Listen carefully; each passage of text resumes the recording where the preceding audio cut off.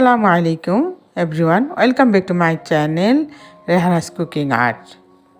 প্রতিদিনের মতো আজকেও আবার আরেকটা ভিডিও নিয়ে হাজির হয়ে গেলাম। আজকে আমি তৈরি করে দেখাবো গরম মশলা। এই গরম মশলা কম বেশি আমরা সবাই ব্যবহার করে থাকি। গরম মশলার ভিতরেও কিন্তু একটা তফাৎ আছে। একটা হলো গরম মশলা নর্মাল, আরেকটা শাহি গরম মশলা বা স্পেশাল গরম মশলা। আমাদের দেশীয় রান্নায় গরম মশলা একটা খুব প্রয়োজনীয় উপকরণ। সহজলভ্যতার কারণে সঠিক মাপগুলো না জানার কারণে আমরা বাজার থেকে চট করে যে কোনো ব্র্যান্ডের গরম মশলা নিয়ে আসি, কিন্তু এই গরম মশলার প্যাকেটে যা লেখা থাকে উপকরণ, সত্যি কি তারা সেটা দেয়? কিন্তু এই মশলার গুঁড়িটা যদি আমরা খুব অল্প সময়ের মধ্যে ঘরে তৈরি করে ফেলতে পারি, এই গরম মশলার গুঁড়া দিয়ে আপনারা বিফ রান্না, চিকেন রান্না, চিকেন ফ্রাই, চাপ, কাবাব, যে কোনো আইটেম তৈরি করতে পারেন। আপনারা এই গরম মশলাটা ব্যবহার করতে পারেন। এই মশলা থেকে অসাধারণ একটা ফ্লেভার আসে, যার জন্য খেতে খুবই ভালো লাগে। আমি যেটা ব্যবহার করি আজ আমি সেটাই আপনাদেরকে দেখাচ্ছি। এটা তৈরি করা খুবই সোজা। বাজারের কেনা মশলা থেকে অনেক কম খরচ পড়বে, অনেক পিওর জিনিস পাবেন। এই মশলাটা আপনারা অনেক দিন ব্যবহার করতে পারবেন। তাহলে শুরু করা যাক।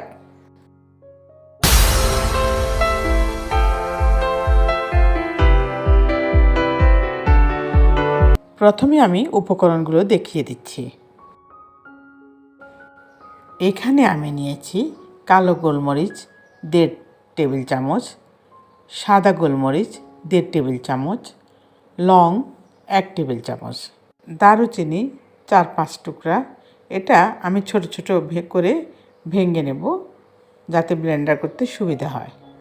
ছোট এলাচ 30টি, মৌরি 1 টেবিল চামচ, জিরা 3 টেবিল চামচ, শাহি জিরা 1 টেবিল চামচ, বড় এলাচ বা কালো এলাচ 15টি, ধনিয়া, গোটা ধনিয়া 3 টেবিল চামচ, তেজপাতা 4-5টি ছিঁড়ে ছোট ছোট টুকরো করে নেব।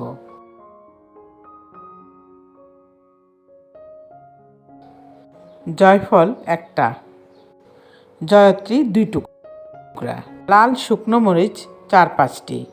এই মরিচটা মশলাটাকে ঝাল করবে না, এটা মশলার কালারটা সুন্দর করবে, স্মেলটা ভালো আসবে। স্টার এনিজ 3টা। এবার আমি জয়ফল ছাড়া সব মশলাগুলোকে একটি প্যানে নিয়ে নিয়েছি।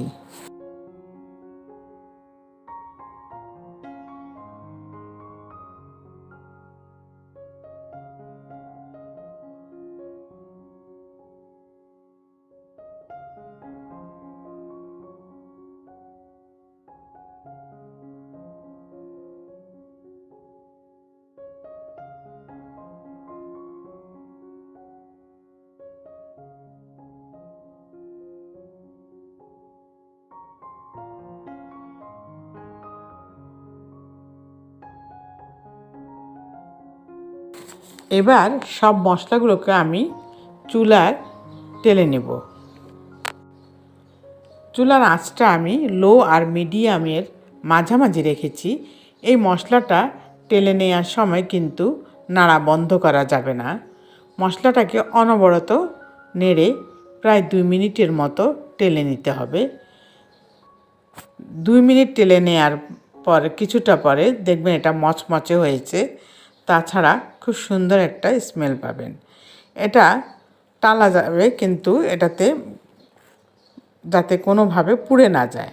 পুড়ে গেলে এটার কালারটা ভালো আসবে না, খেতেও ভালো লাগবে না। তাই খুব সাবধানে অনবরত নেড়ে চেড়ে আমরা এটাকে মচমচে করে নেব। মশলাটার একটা সুন্দর স্মেল এসেছে, মশলাটা মচমচেও হয়ে গিয়েছে, ভাজা হয়ে গিয়েছে। এবার আমি চুলাটা বন্ধ করে দেব। বন্ধ করে মশলাগুলো একটা প্লেটে ঢেলে রাখবো। এতে মশলাগুলো ঠান্ডা হবে খুব তাড়াতাড়ি। গরম অবস্থায় কখনো ব্লেন্ড করতে যাবেন না, ঠান্ডা হওয়ার পরেই মশলাগুলো ব্লেন্ড করতে হবে। আমি এখানে গ্রাইন্ডারে করে নিচ্ছি। আপনারা চাইলে হামানদিস্তাতেও করতে পারেন, আবার শিলপাটায়ও গুঁড়া করে নিতে পারেন।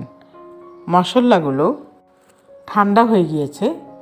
আমি একটা গ্রাইন্ডারে সব মশলা নিয়ে নিয়েছি। এর মাঝে আমি জয়ফলটাও রেখে দিয়েছিলাম, এটা ভেঙে দিয়েছি। এবার আমি সবগুলো মশলা গুঁড়া করে নিব।